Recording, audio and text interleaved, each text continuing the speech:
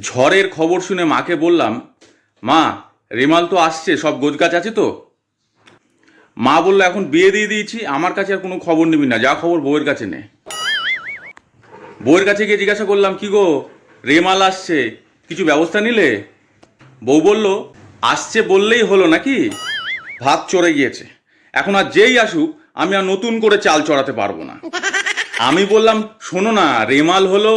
সে বললে, সে যে মালই হোক, আমি বলে দিয়েছি যেটা সেটাই হবে, আমি আর নতুন করে কোনো কিছু করতে পারবো না, আমার অত জেনে কাজ নেই, যদি খাওয়াতে হয় হোটেলে নিয়ে গিয়ে খাও।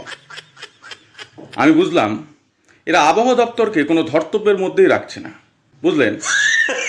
ঝড়ের খবর শুনে মাকে বললাম, মা রেমাল তো আসছে, সব গোছগাছ আছে তো?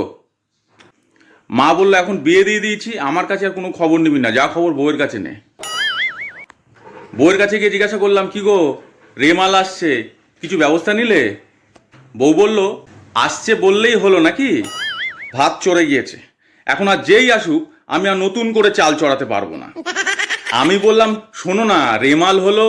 সে বললে, সে যে মালই হোক, আমি বলে দিয়েছি যেটা সেটাই হবে, আমি আর নতুন করে কোনো কিছু করতে পারবো না, আমার অত জেনে কাজ নেই, যদি খাওয়াতে হয় হোটেলে নিয়ে গিয়ে খাও।